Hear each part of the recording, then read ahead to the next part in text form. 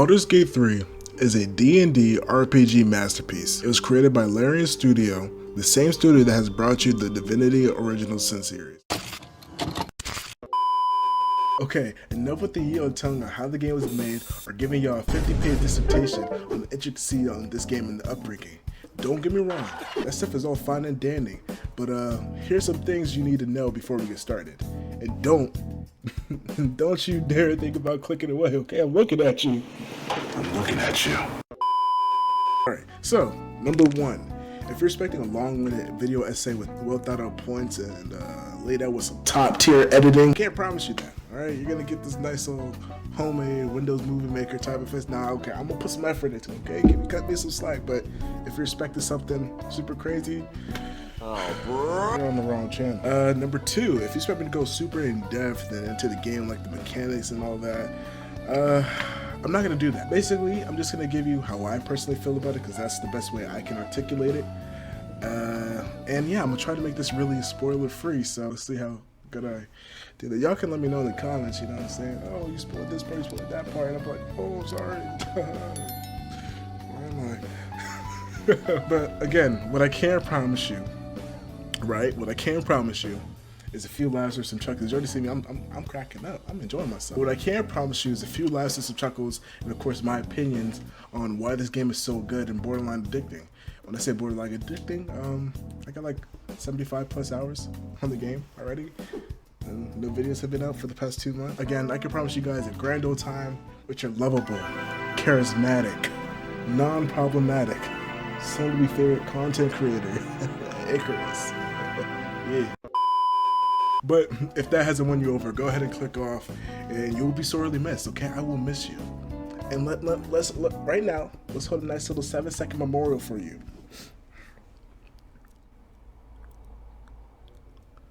Okay, that was a good 7 seconds. But as a wise, drugged out panhandler once told me, "Can I hold $1?" Wait, never mind.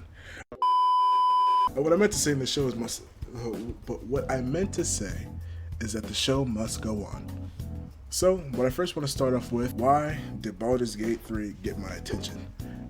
You know, like, what made me feel so compelled to drop $60 on this game? There are a multitude of reasons, but here are some that I really want to highlight real quick. First and foremost, I am a big fan of RPGs. I love games where you can kind of tailor your own story and just, like, you know, take control of what you want to do, like what your character looks like, or putting them in a certain role. Because like in Fallout 4, you can choose to be whether like a melee character, like stuff like you're able to tailor your character into certain roles. Maybe Fallout 4 was the best example, but again, like just if you think of an RPG, think about the traits that you're able to have. That aspect right there is something that I really enjoy. And again, I'm a big fan of like fighting against giant some great calamities. I already know Zelda, or protecting the royal bloodline, or just being an adventurer, you know, things of that nature. And with those two reasons, that's why I'm a big fan of the Soul series, like Dark Souls series, Final Fantasy series, and now Baldur's Gate 3.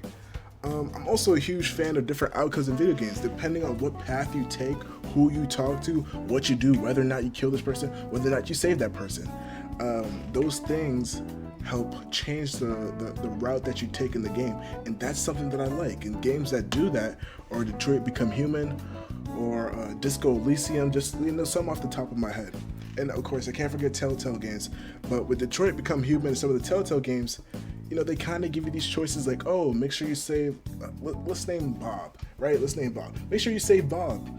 And you go to try to save Bob, and then there's some artificial consequences or problems that get in your way, and you know, you have to navigate that. And no matter what you do, the game already has set that you're not going to save Bob. Bob was destined to die. The reason why I brought that up, you know, Bob's already dead, is because some of these games make you feel like you actually have a choice, when in all actuality there is no choice. You're set on this path. Now, I could go more in depth about artificial choice in video games, but that's not the purpose of today's video. The main reason I brought up those 2 points is because customization and your choices actually mattering represent freedom, and Baldur's Gate 3 gives that to the player. And for that same reason that I just laid out for you all, is the reason why I wanted to buy the game.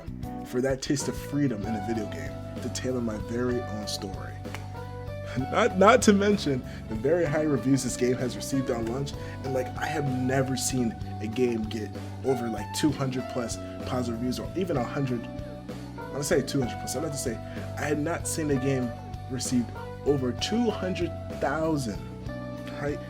200,000 positive reviews, overwhelmingly positive reviews, even 100,000 positive, overly positive reviews. And that's another vital point of why I wanted to play the game. Everyone seemed to really enjoy this game, especially at this price point. People are like, oh, you know, this is like the full game. You don't have to worry about DLC or you know, microtransactions. Like, yeah, you could get the digital upgrade, but it's really not necessary. It gives you more to the game, like as in like cosmetics and stuff like that, but it's not necessarily necessary. Main point 2, gameplay. Customization in Baldur's Gate is amazing. Now, it isn't too overly complex like some 2K games or Bethesda with all the sliders, but it has a nice selection of faces and colors that can allow you to make your character feel closer to you or whatever you wanted to create. Oh, and the different race abilities and traits allow you to fully flesh out what you want your character class or archetype to be, and the stat allocation, being able to specialize at one specific area or being proficient in a certain area really helps you navigate different encounters throughout your playthrough. Hold on, and get this. Did I mention that you can change your class for only a measly 100 gold? Like, come on now. You know how many games they make you jump through? Like, do you know how many games make you jump through hoops and ladders just so you can get change a few stats around? But in Baldur's Gate, it's only 100 gold, so it keeps you really into the game. To me, I felt like that was really good because it allowed me to stay engaged into the game. With that being addressed, I changed from a berserker to a paladin and a secret paladin class, right? To be exact. I would tell you more, but no spoilers. No. I can't do that. I promise you guys it'll be spoiler free. And after making it to the third act in the game, I finally saw a monk in action at a certain part. I can't tell you exactly what part, but if you played the game or you got to that part, there's a specific group that comes in. You have to fight them, and they're monks. And after seeing how the monks were moving, I was like, hey, yo, who is that? And I found out those are monks. I was like, all right, bro, I think I need to change my class. And you know what I did? I changed my class, okay? And I didn't even have to change my class. I just started a whole new playthrough. So now I'm on my second playthrough. I'm on the second act now. I'm not caught up, but like, I had to restart my playthrough as a tiefling monk, okay? And that's what I did, okay? As a tiefling monk, light-skinned tiefling monk named Dre. I don't know how I did it, but I did it. But in Baldur's Gate, I have really grown to enjoy the turn-based combat, especially based on the equipment that you have, the status or elements on your characters or the enemies around you, and how that dictates whether or not your attacks land. Like, I can recall vividly praying to land an attack on the first tutorial boss and missing every time. And you know what really got me? Said 40%. Now, I'm not a mathematician, right? I don't have a degree in math. I was okay in math. But 40% is a little less than 50%, so I should at least be hitting almost 50% of the time. I'm hitting but 40% of the time. And I hit this dude with 6 straight attacks, and guess what? I missed every single attack. Now, I don't know it's because it's a tutorial boss it was like that, but that right there, it kept me logged into the game and just like, yo, I need to hit these attacks. If I don't hit these attacks, my team is dead, all right? 2 of them already on the ground for air. Like, I can't really do them. I ended up save scrimming a few times because I really wanted the sword. And again, this was on my second playthrough, so don't go in the comments like, oh, Icarus, why'd you do that? But again, the mechanic of the dice roll function and the probability of each attack landing is something I've come to really love and enjoy. While in some games, you can just spam the same button over and over again, knowing that it's going to land as long as you're in range. But in Baldur's Gate, strategy, potions, and buffs play a very much active role in the game. Don't get me started on the visuals for the gameplay. Now, even though it's top down, the effects that they use, like for some of the monk attacks or even just like some of the magic and spells, is just phenomenal. I've come to enjoy it, and the sound effects for the punches, they sound like you hitting wet meat, right? Maybe that's not the best explanation, but every punch is like boom, boom, boom, and the fire is like wow. Wait, that's not fire. That's more like that's it. The fire is like no, the fire is like wow. No, how do I do? There we go. The fire is like whoosh. And I've come to really enjoy that. And and hold on, this is a callback. Remember when I mentioned stat allocation in the earlier part? Depending on your class, your stats, and your race, all of that plays a part in how you interact with the world. Now, it's going to be hard to go really in depth about why this is amazing without spoiling certain parts of the game, but I'm going to try to summarize it in the best way possible, spoiler free. So, in some areas, you can avoid whole boss fights with a few dialogue options, whether you walk away, make them fight amongst each other, intimidate the boss enough with your amazing aura, or do the LTG. Your life is nothing. You serve zero purpose. You should yourself now. The final point I would like to touch on would be the interactions you can have with your party members. As you travel the world, there will be different options and events that occur, which are some pivotal moments for the members of your party.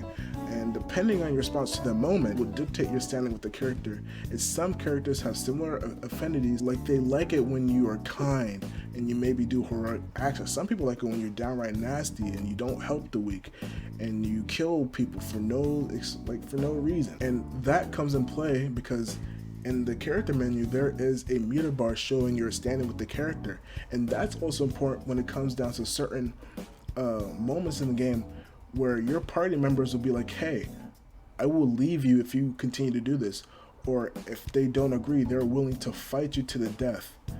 And so based on your standing with these individual players in your party, you may have to fight them, or if your standing is high enough, you can kind of convince them to come back to your side, or say, hey, let's not do that, or hey, maybe let's think it through. And that's all based on your standing. And there are dice roll checks, which I haven't really touched on in this game, but there are, not in this game, which I haven't really touched through in this video, but there are dice roll checks that initiate whenever you're making these choices, so it adds another level of probability to your gameplay. Now, the game is rated 18 plus for a reason, and that is because of a few things like language, violence, and nudity. And the nudity rating partly comes from this little romancing bit. Basically, if you raise a certain party member's liking to you enough, they will tell you more about themselves, and you are given certain options to make a move on that character. And that right there is icing on the cake, my good friend. On my first playthrough, I was Team Shadowheart, right? A brooding cleric with amnesia, trying to figure out her way in life. What is her calling? How's she gonna make it up to her goddess? And as the story progressed, our relationship got deeper. I got to understand her, right? I got to learn more things. And I'm still not done. I'm on Act 3 in my first playthrough, and I'm still not done with that relationship. You see what I'm saying? It's from Act 1 all the way to Act 3. And I like that. It keeps me engaged. It keeps me going back to camp like, hey, how's it going? What's going on? Where are we at yet? You still don't like me? You still not gonna give me some? Cool. Let's go back to traveling. Now my second playthrough, we Team Lizelle, baby. Again, Shadowheart is a sweetheart. Again, like I said, as you progress, you get to learn her story, learn her tragedies, and then she opens up more to you slowly, like a beautiful flower, okay? But Lizelle, she lays it straight out, plain and simple. She's like, yo, I'm gonna get Yankee. We don't do relationships, my boy. Either you can get this meat, wait, hold on. Either you can give me the meat, or you can get it off of me. Either you can get in the sheets, or you can leave. That's the option she be giving me. And you know, you can make the choice of whether to take it or not. Now, I'm not going to tell you what I did. Maybe I have tested it. You know, maybe this is a part of my playthrough, my experiences and whatnot. But again, this is what I did. In conclusion, Baldur's Gate 3 is an amazing game. And at an amazing price point at that. And the fact that I've put it with little to no bugs in the past, 75 hours is just astonishing. Especially for the games that have been released nowadays. Like, what else can you really ask for? So I just have to say, if you want to experience a modern day masterpiece of an RPG video game, you would be doing yourself a disservice by not giving this game some of your time. I don't know, I may butcher this, but Larian, the studio that made the game, I'm gonna put it right there. You guys did a wonderful, amazing job. You know, thank you for releasing this masterpiece while I'm still alive. You know, I still have maybe two or four more playthroughs that I want to try out at least. But I'm gonna finish running through my monk playthrough, and the Paladin one before I do my dark side playthrough. But yeah, so I've said what I wanted to say. I think I have expressed myself enough. New people, hello. Thank you for watching the video. I hope you made it this far. If not, hey, if I lost you somewhere, peace be with you.